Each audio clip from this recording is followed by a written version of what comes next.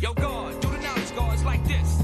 This world is ruled and controlled by societies that exist within societies that exist within societies, God. You understand these secret societies of maneuvering. A piece to gods and goddesses of the earth.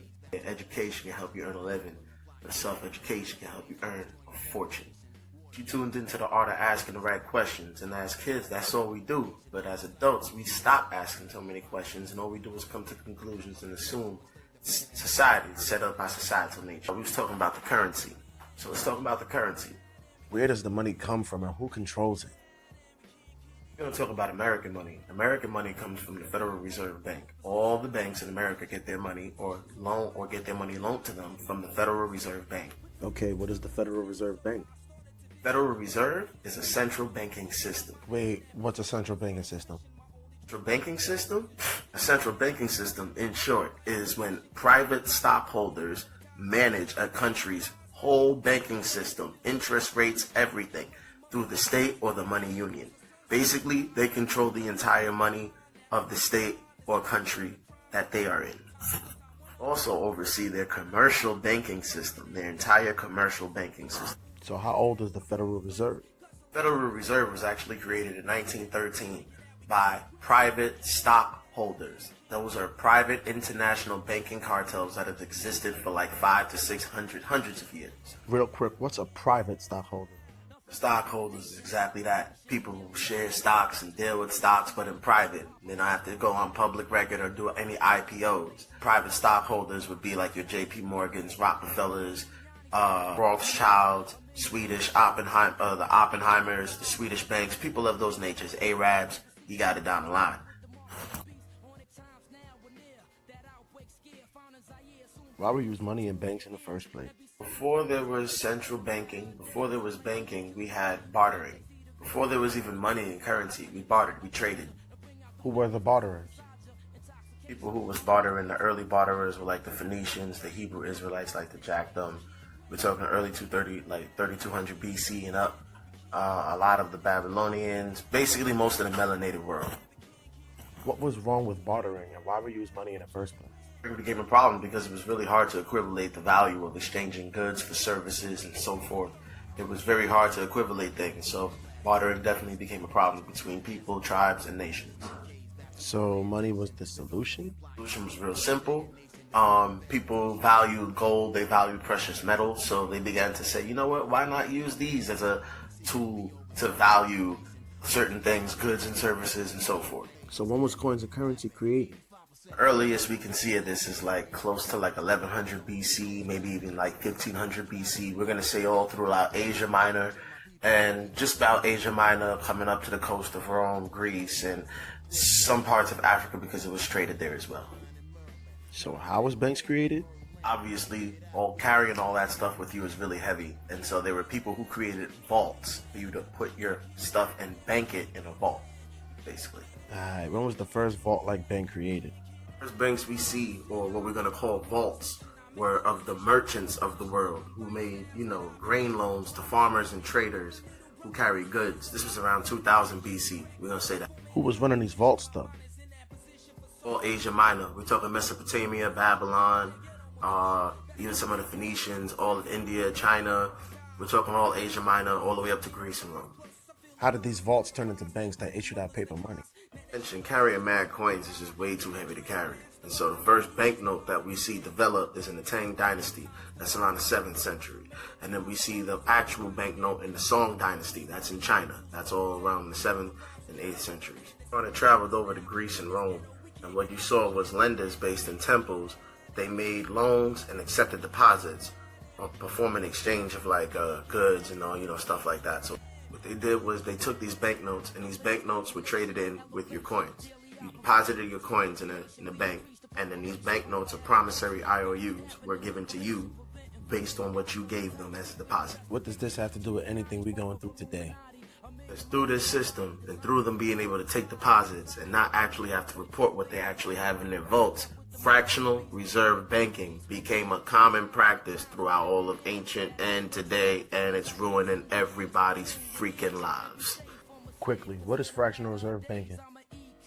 Reserve banking is the worst thing to ever happen. It literally involves banks accepting deposits from customers. They make loans to borrowers while holding reserves only a fraction of what the bank actually has. Like if you borrow a friend's anything and you promise to give it back on demand, and then you lend that same asset that you borrowed to someone else, wouldn't that be fraud?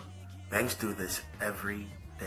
Reserve banking creates money out of thin air. Lending and investing on-demand deposits, banks they create money by extending credit. Bank investments often go sour, usually at some point. It's often, and the bank cannot usually pay back the deposit, and it goes to a bust. Banks or vaults back in the day never reported how much they actually had stored in their vault, whether it was gold or valuable items, and they lent more out, raised prices, created inflation, and we called them the money changers.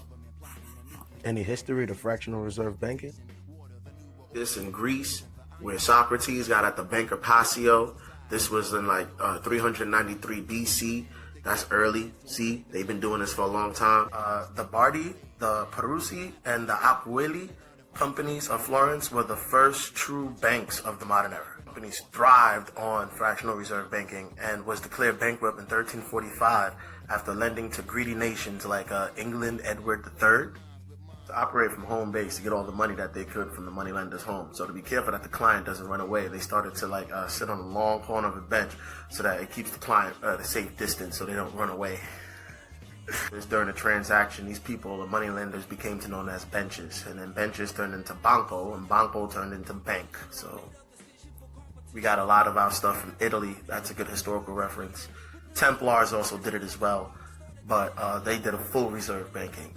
Italy was the first to really implement a messed up version of fractional reserve banking. Fractional reserve banking is bad. How central banking come to be? Sweden, we have the world's actual first central bank. The Sveriges Riksbank, originally called the Rikens Standardsbank, created by the Swedish Parliament in 1688 after the collapse of Stockholm's Banco. See, from 1300 to 1600, Banco. Amsterdam create their bank, and then we also, right after, see the Rothschilds, the rise of the Rothschilds. Alright, this mad history. Who the Rothschilds? Are they in control of? This is the world's most influential and most richest family, basically of all time. They have been influencing world's governments, world policies, places, wars, everything you can imagine. It starts with a man named Meyer Amschel Bauer. He was born in Frankfurt, Germany in 1743. His family were Ashkenazi Jews. In 1757, he was lucky enough to secure a charity internship with Jacob Oppenheimer. See Oppenheimer? How did he get so wealthy?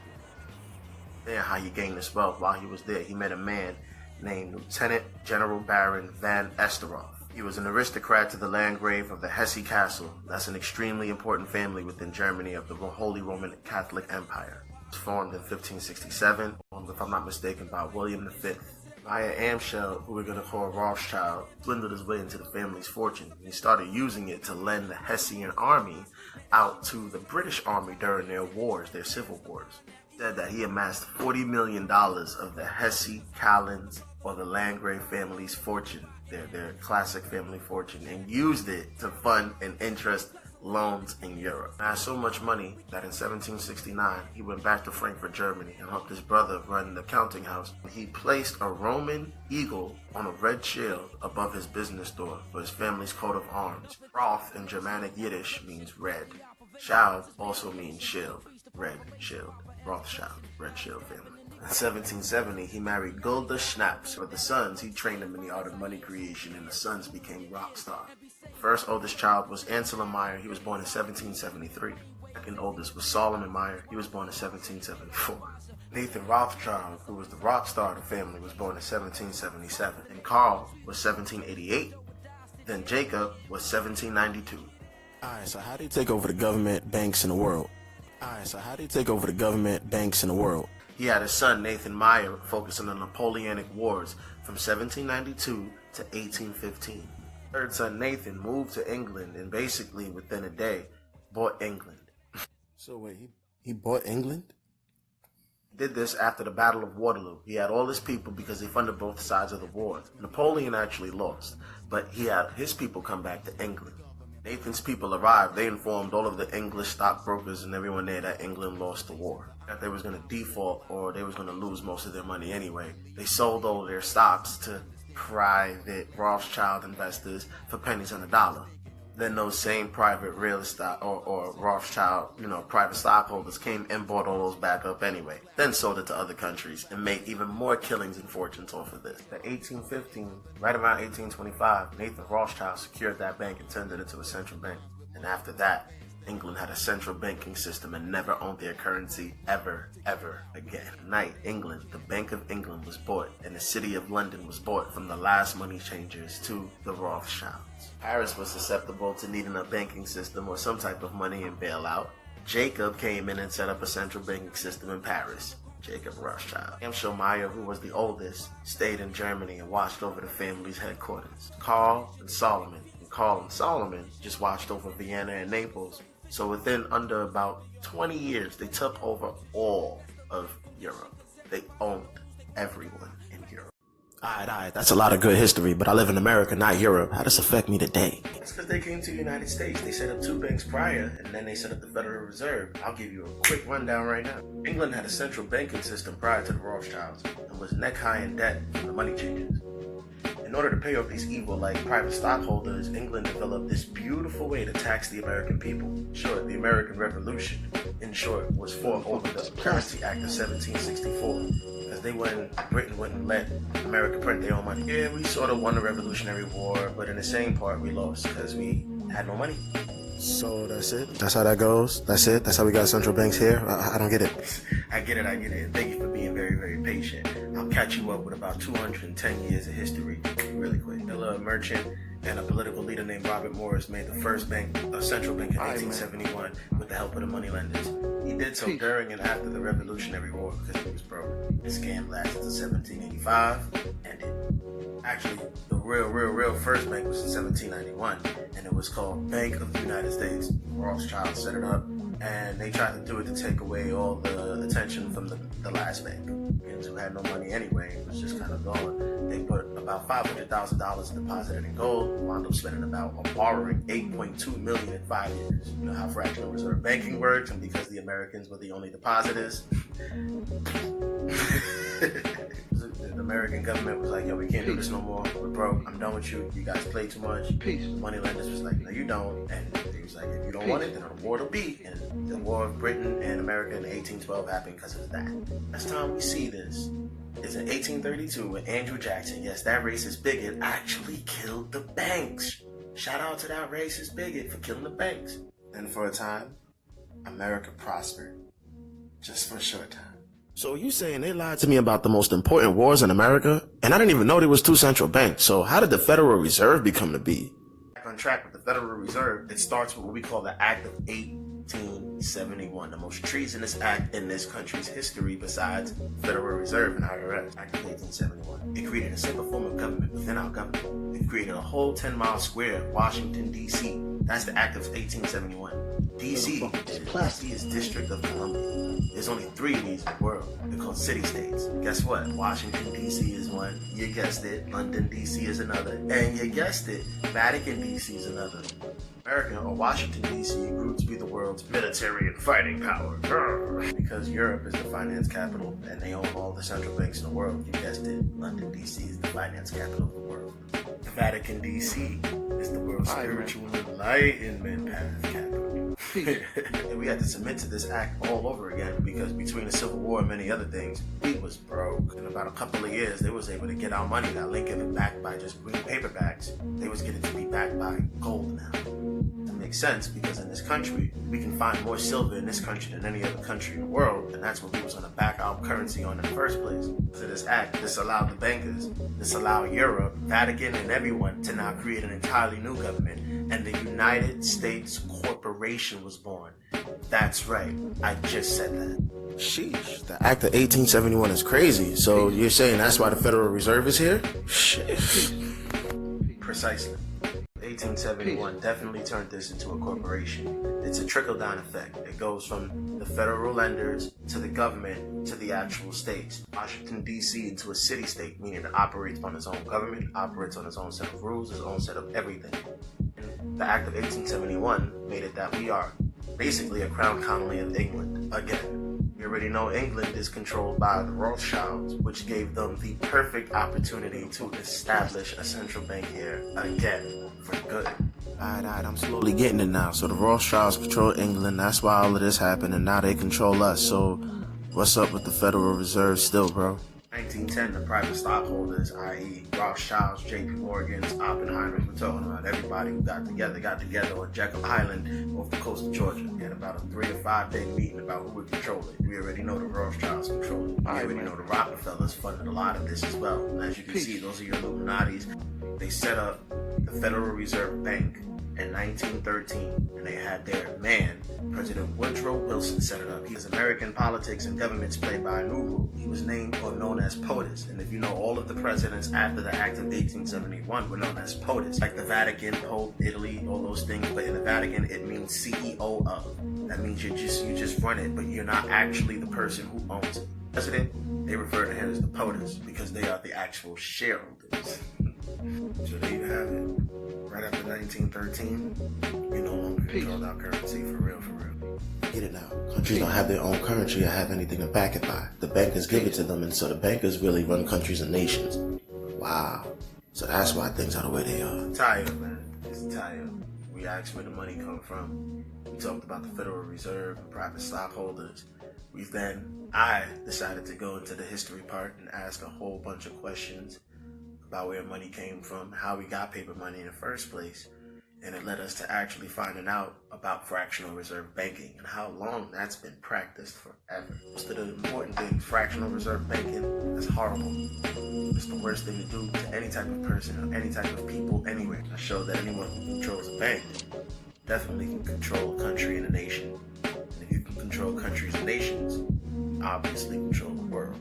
Purposely went in history to show just how horrible fractional reserve banking can be and how it conspired from coins to currency to vaults to banks to just greedy private stockholders, period. Just showed you how the Federal Reserve was set up by people who took over countries and nations way prior to it. Barely a country in the world that prints its own currency without a central bank connected to the Rothschilds and the Bank of England. Your government asks for money, it borrows money. The majority of the governments of the world borrow money. You know why in history they do so? As they borrow money, that money then gets loaned to the banks. That money also gets loaned to the state. In some way, somehow, it finds its way to you. And that's how you get so much interest on shit that you really shouldn't have interest on. They set up the IRS to take more money from you. IRS now is an income revenue service rather than an actual internal. That's why on your check, you will see federal, social, and state. Trickle effect, you gotta pay your shareholders. We know why in history they do so. Please refer to the earlier parts of this video. First video, the art of asking the right questions. It's a long video because currency takes a long time, just like many other things. But yeah, we asked the question, it was answered. We went in history to make sure that we can validate our answers.